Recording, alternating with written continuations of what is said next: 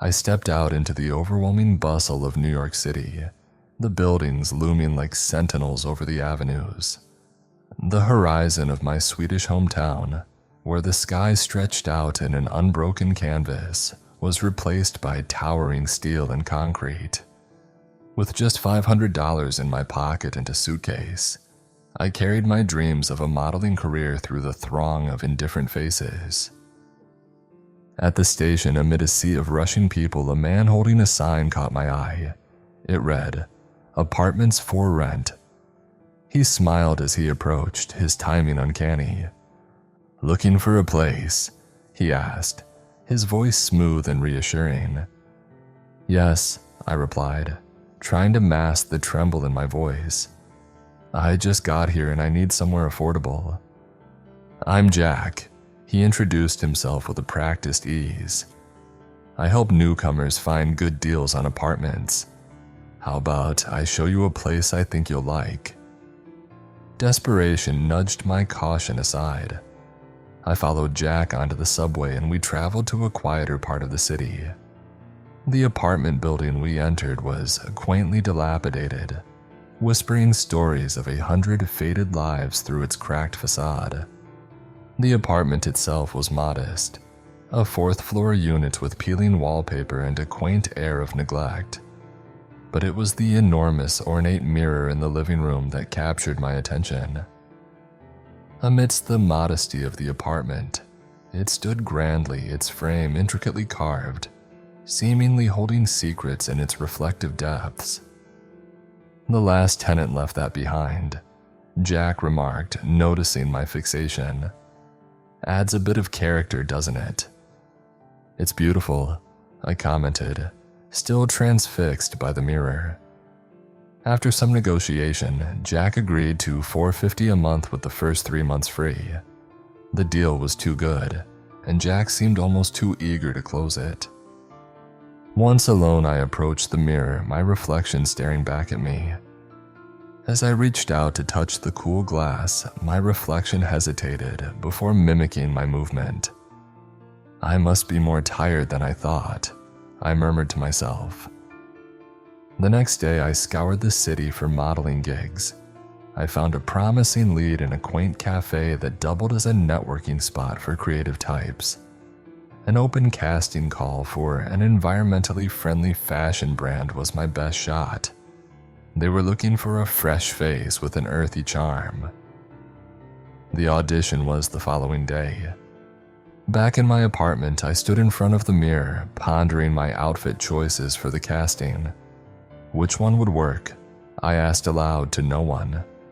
"The green one," came a whisper, so faint I thought I'd imagined it. I hesitated, my breath catching as I stepped closer to the mirror. The room felt suddenly colder, the air thick with tension. "Who's there?" I repeated. There was a palpable silence, the sort that filled the space with an expectant pause before the mirror responded again. "It's just us here," the voice murmured, softer this time as if it were right beside me. The hairs on my arms stood on end as I reached out tentatively to touch the reflective surface. My fingers brushed against the cold, smooth glass, and for a moment, I half expected to feel another hand meeting mine from the other side. "Us," I echoed with a growing sense of dread. The room seemed to close in around me, the walls inching nearer with each passing second. "Yes," the voice continued, now with a hint of coaxing warmth. "I'm here to help you, Sarah, to guide you." "But how?" I pressed, and my eyes locked on my own reflection. "You're new here alone," it said. "I can help you." I stared into the mirror, searching for any sign of trickery, any hidden speakers or technology. But there was nothing, only my own wide-eyed stare looking back at me, framed by the ornate carvings of the mirror's ancient silver. "Why me?" I asked. "Because you listened," it answered simply, "and because you need what I can offer." Had I finally lost it? Has the pressure of trying to make it on my own cracked me like my mother? I swallowed hard, my resolve hardening.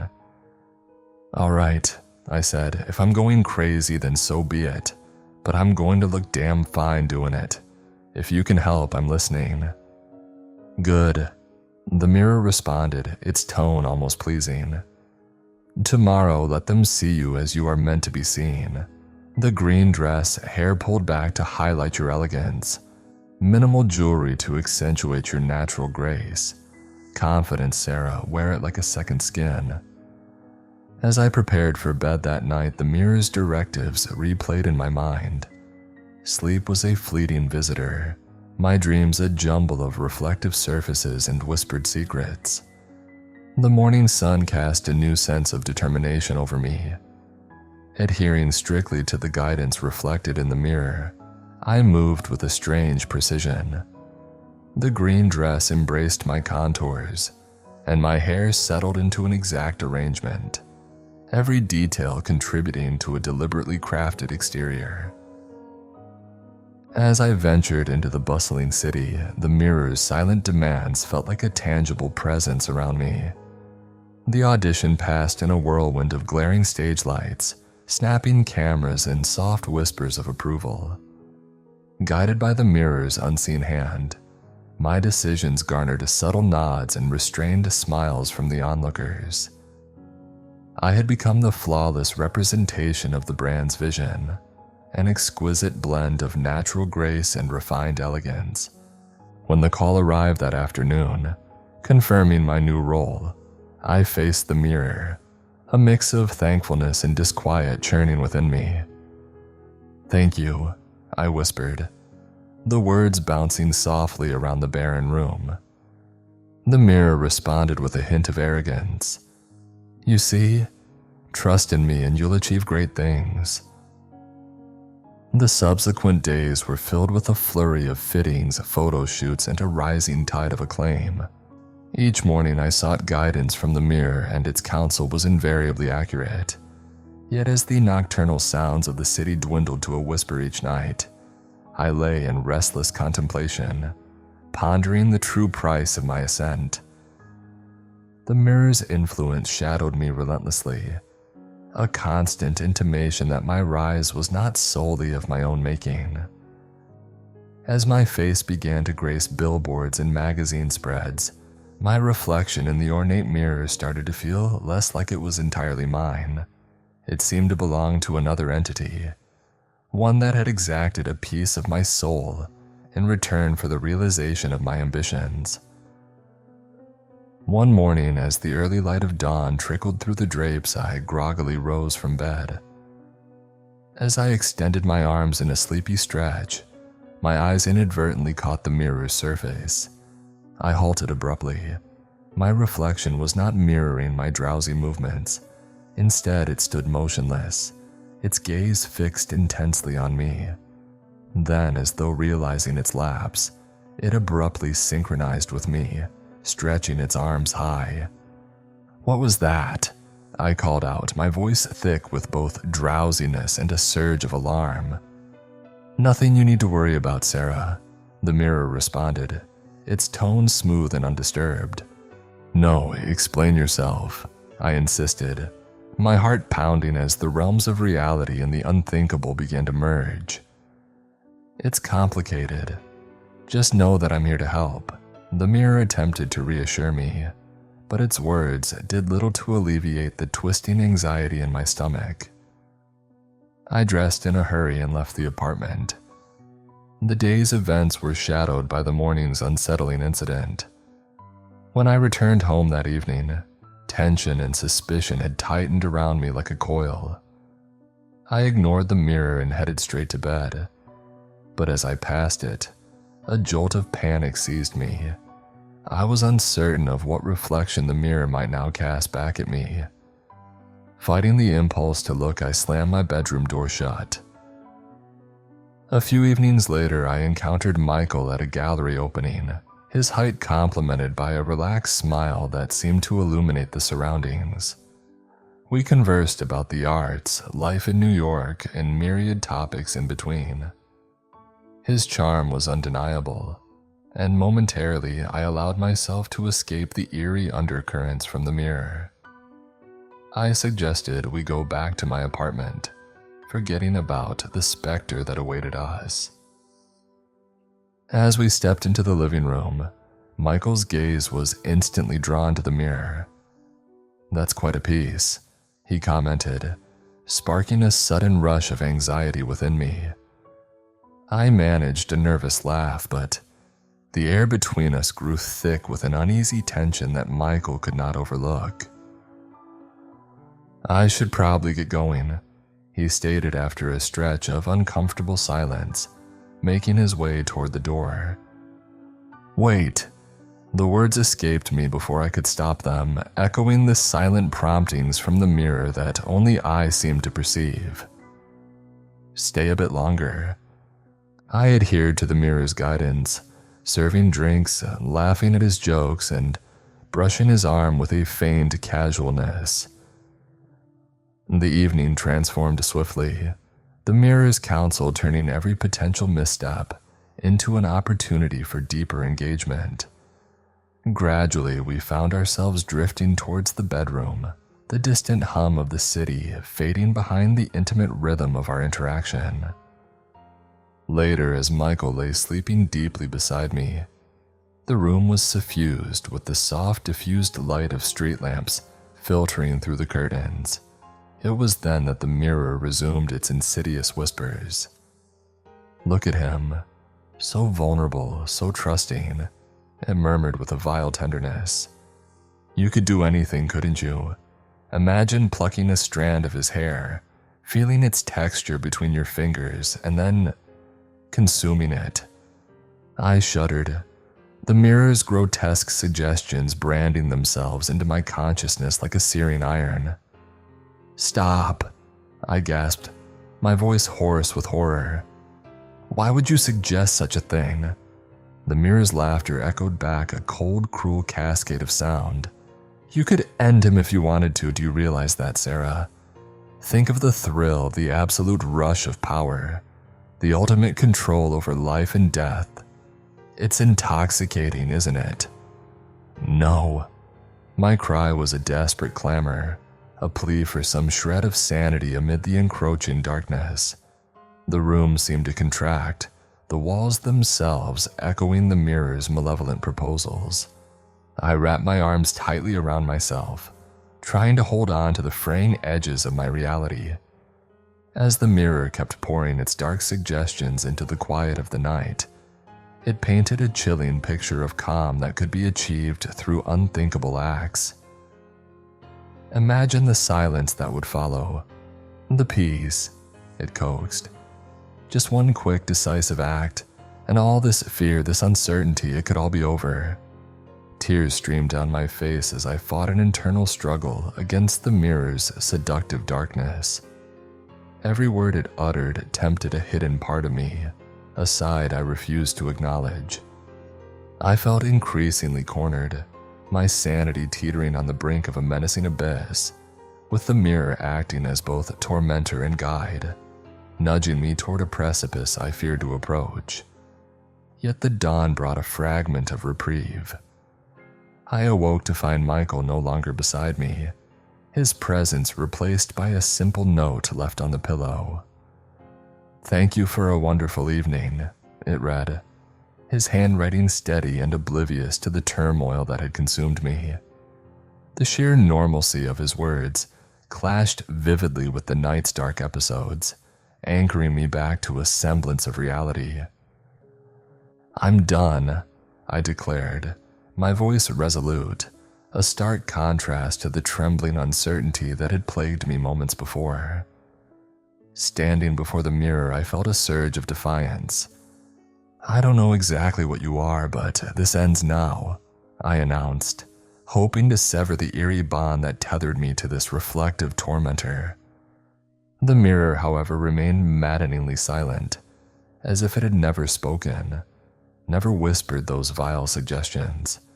Its stillness was unnerving, and I turned away, eager to escape its suffocating presence.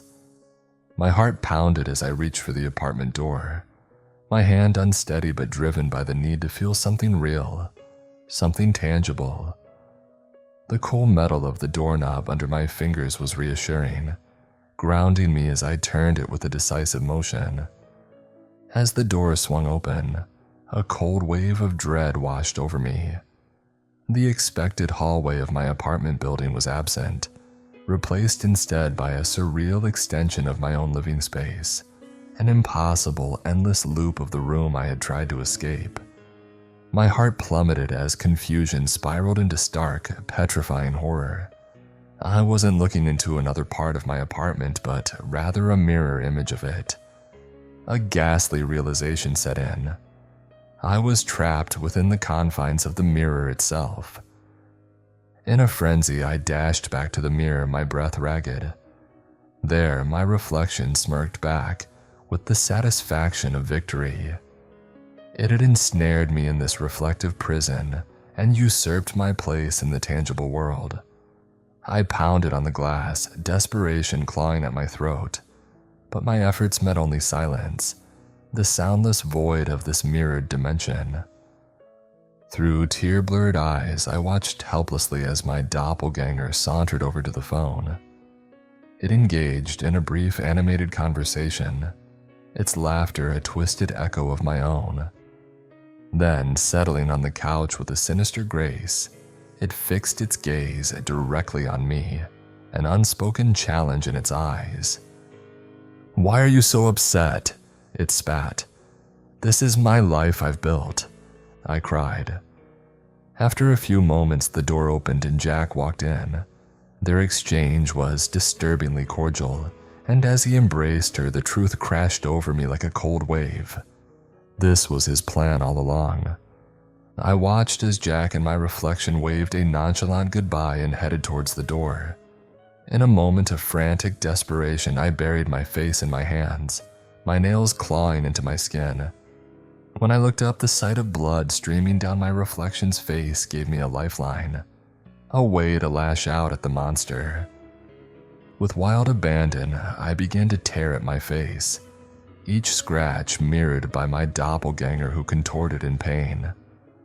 The sting of my wounds was overshadowed by a perverse joy at seeing my captor suffer. As I mutilated my features, my reflection's agonized screams filled the room, echoing my own internal turmoil.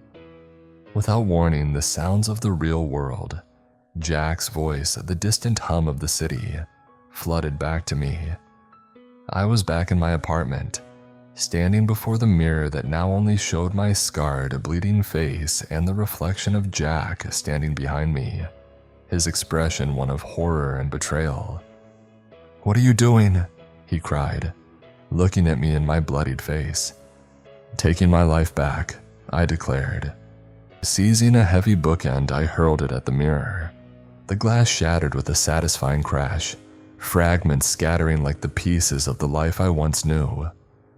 Picking up a sharp shard, I turned to Jack, my grip tightening as I pointed the jagged glass at him.